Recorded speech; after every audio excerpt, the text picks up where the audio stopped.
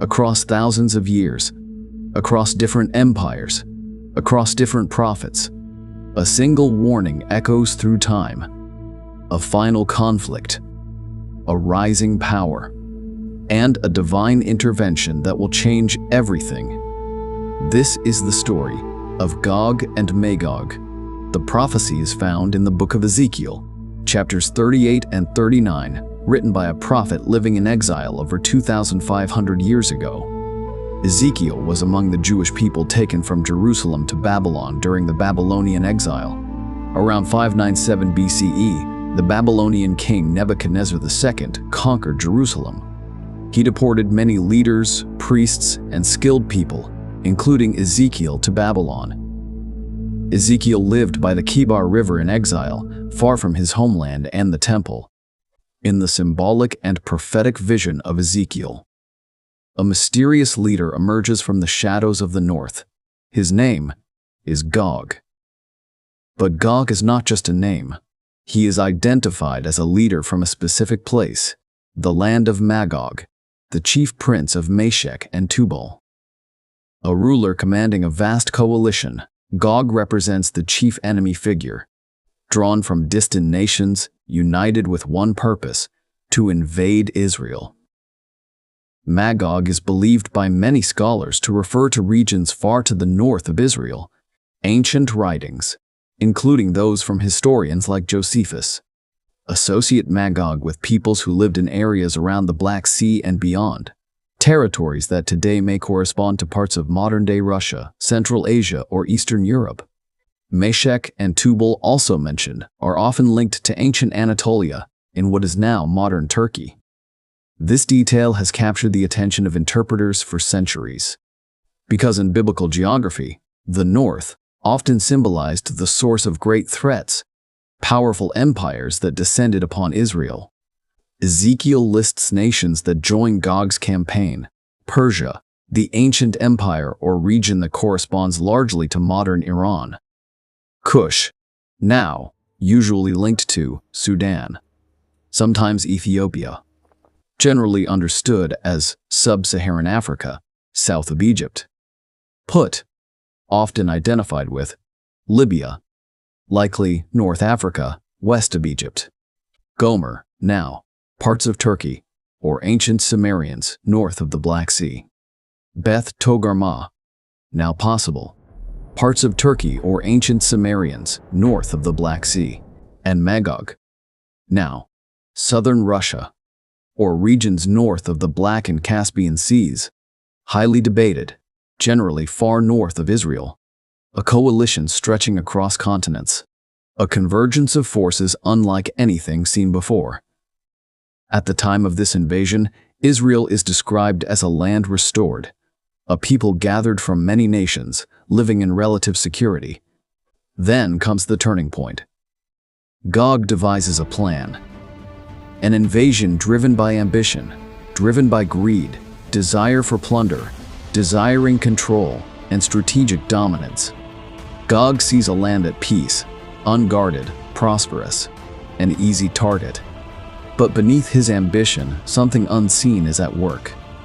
I will put hooks into your jaws and bring you out. Gog is not just acting, he is being drawn. But Ezekiel was not the only one who saw this future. Centuries earlier, another prophet stood in exile. His name was Daniel.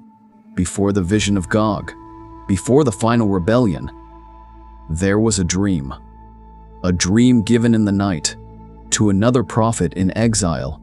Daniel, far from his homeland, receives a vision that would unveil the rise and fall of kingdoms. Not in simple words, but in symbols, powerful and terrifying.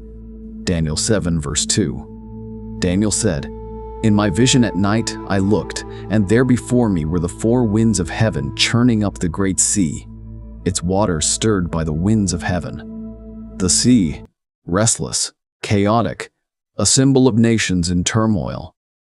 And then, the first beast rises, like a lion with the wings of an eagle, a symbol of majesty, speed, and authority. But something changes. Its wings are torn away. It is lifted, made to stand like a man. Its dominance humbled. Then another, more brutal, more forceful. And there before me was a second beast, which looked like a bear, it was told. Get up and eat your fill of flesh. A bear raised on one side, with ribs between its teeth. A creature of brute force, devouring much flesh. A kingdom built not on elegance, but on conquest. After that I looked, and there before me was another beast, one that looked like a leopard, and it had 4 heads, and it was given authority to rule. Verse 6. Speed beyond measure. Expansion in every direction. A kingdom that spreads rapidly, yet divides into many parts. But then, a 4th beast rises. Daniel 7 verse 7. After that, there before me was a 4th beast. Terrifying and frightening and very powerful. It crushed and devoured its victims and trampled underfoot whatever was left. Unlike anything before it. Terrifying. Powerful. Unstoppable. It crushes, devours, and tramples everything in its path. Iron teeth, relentless. And from this beast 10 horns appear. Symbols of power. Of rulers. Of divided authority. Then, another horn rises, a little one. But not insignificant.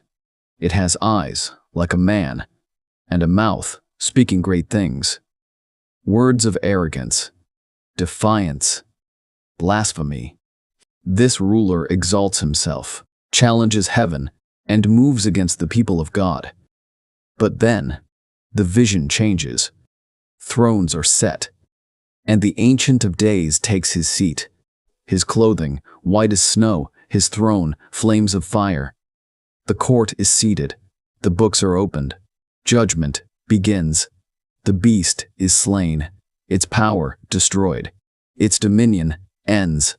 And then, one like a son of man appears, coming with the clouds of heaven.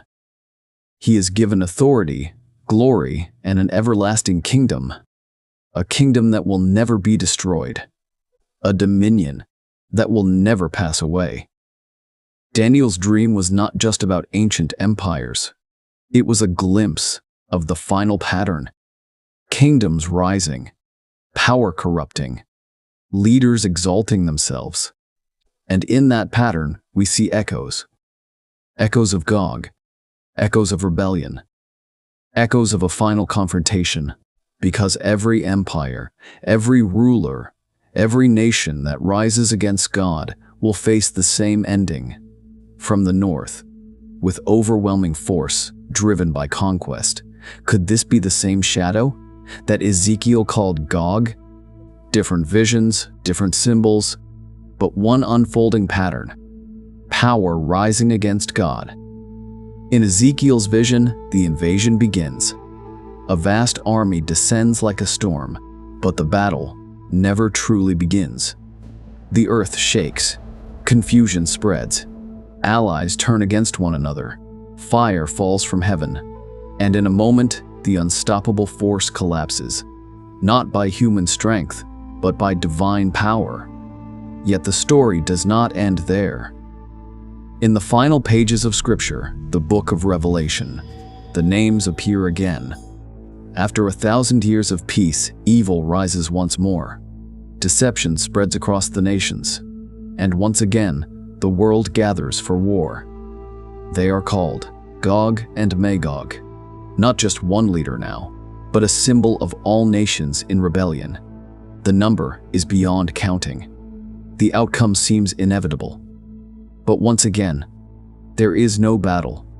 Fire falls from heaven, and it is over. From Ezekiel to Daniel to the final revelation, the message is the same.